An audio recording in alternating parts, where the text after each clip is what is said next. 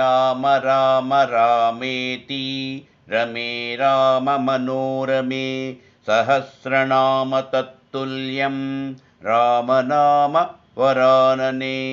ఓం శ్రీ ఆంజనేయ స్వామియే నమః. శ్రీరామ జయం.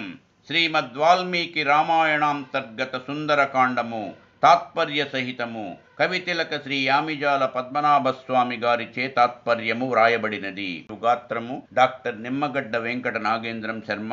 ఇది శ్రీమత్ సుందరకాండే చతుశ్చత్వారింశః సర్గః. ఇది శ్రీమత్ సుందరకాండము 44వ సర్గము. సందిష్టో రాక్షసేంద్రేణ ప్రహస్తస్య సుతో బలీ జంబుమాలి మహాదంష్ట్రో నిర్జగామ ధనుర్ధరః. పిదప రాక్షసేంద్రుడగు రావణునిచే ఆజ్ఞాపింపబడినవాడై పెద్ద కోరలు గలవాడును ధనుస్సును ధరించినవాడును బలవంతుడును ప్రహస్తుని పుత్రుడును అగు జంబుమాలి హనుమంతుని పైకి బయలువెడలెను. రక్తమాల్యాంబరధరః స్రగ్వీ రుచిరకుండలః మహాన్ వివృత్తనయనశ్చండః సమరదుర్జయః.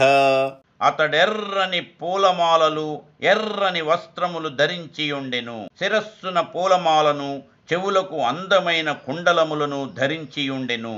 ఆ జంబుమాలి పెద్ద దేహము కలవాడు, గుండ్రని కన్నులు కలిగినవాడు, చెండ స్వభావుడు, దేవతలకును జయింప శక్యము కానివాడు.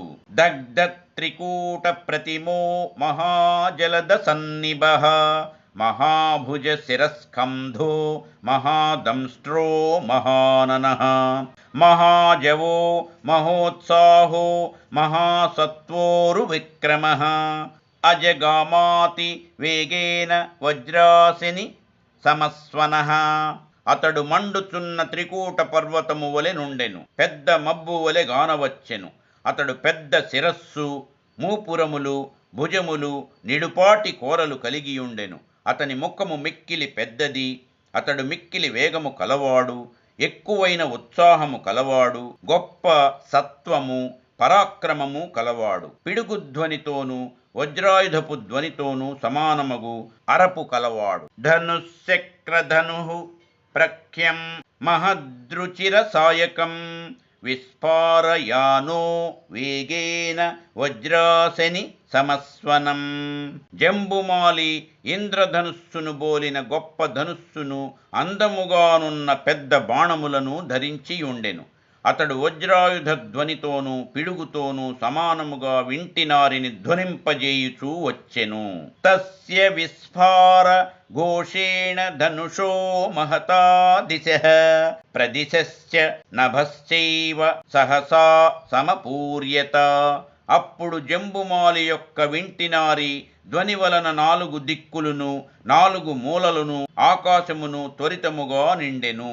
ఉద్గచ్చన్నివ చాదిత్యః ప్రభాభిరివ లోహితః లోహితాంగేన మహతా కవచేనాభిసంవృతః తిష్టతిష్ఠేతి సహసా హనుమంతమథాబ్రవీత్.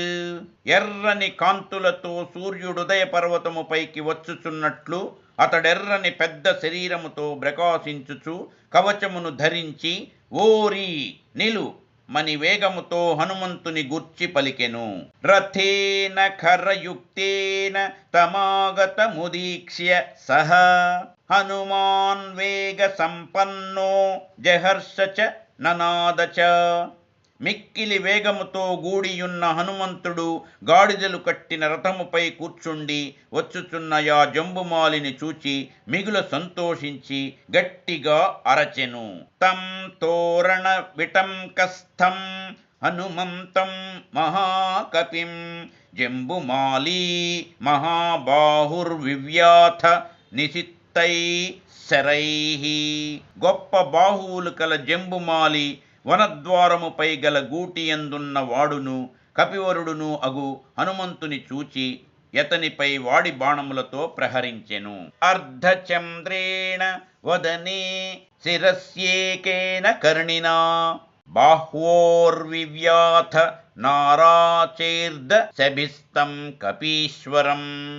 అతడా హనుమంతుని ముఖముపై అర్ధచంద్ర బాణమును, తలపైనొక కర్ణి బాణమును, బాహువులపై 10 ఇనుప బాణములను ప్రయోగించెను. తస్య తచ్చుశుభే తామ్రం శరేణాభిహతం ముఖం శరదీవాంబుజం ఫుల్లం విద్ధం భాస్కర రశ్మినా. స్వభావముచే నెర్రనిదియు బాణముచే గొట్టబడినదియును అగు హనుమంతుని ముఖము శరత్కాలమునందు బాగుగా వికసించి సూర్యకిరణములు ప్రసరించిన ఎర్ర తామర వలె ప్రకాశించెను. తత్తస్య రక్తం రక్తేన రంజితం శుశుభే ముఖం యథాకాశే మహాపద్మం సిక్తం చందన బిందుభిః. స్వభావముచే నెర్రనిదియు రక్తముచే పూయబడినదియు నగు హనుమంతుని ముఖము ఆకాశమున రక్తచందనపు బిందువులచే దడుపబడిన పెద్ద తామర పువ్వు వలె ప్రకాశించెను. చుకోపబాణాభిహతో రాక్షసస్య మహాకపిః తతః పార్శ్వేతి విపులాం దదర్శ మహతీం శిలాం. గొప్ప వానరుడైన హనుమంతుడు జంబుమాలి బాణములచే గొట్టబడి మిక్కిలి కోపించెను. మరియు నతడు తన ప్రక్కనున్న విశాలమైన పెద్ద రాతిని చూచెను. తరసా తాం సముత్పాట్య చిక్షేప బలవద్బలి తాం శరైర్దశభిః క్రుద్ధస్తాడయామాస రాక్షసః.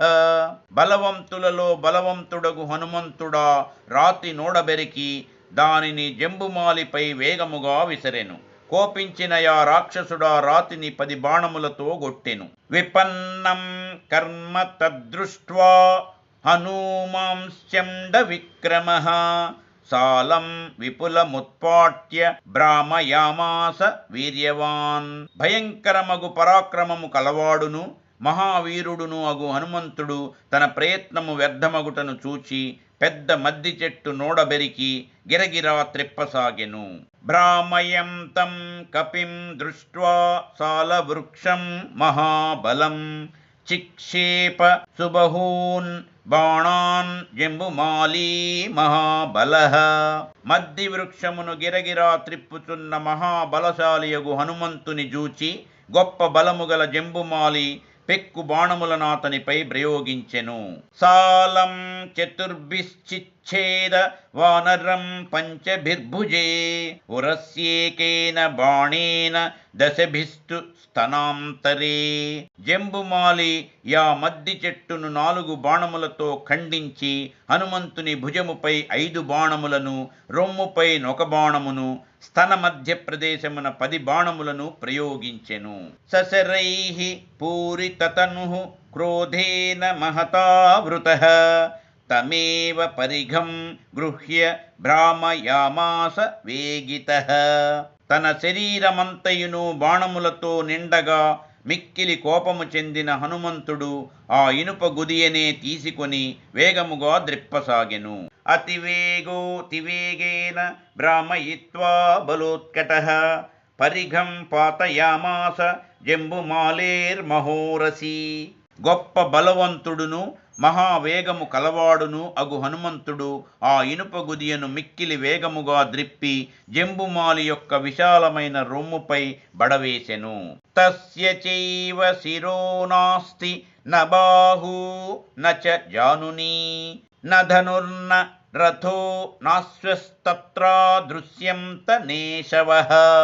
ఆ ఇనుప గుదియ దెబ్బ వలన జంబుమాలి తలయు, బాహువులు, మోకాళ్ళు రూపు లేకుండా పోయినవి. విల్లమ్ములు, రథమునకు గట్టిన గాడిదలను నశించినవి. స హతఃసహసా తేన జంబుమాలీ మహాబలః పపాత నిహతో భూమౌ చూర్ణితాంగ విభూషణః.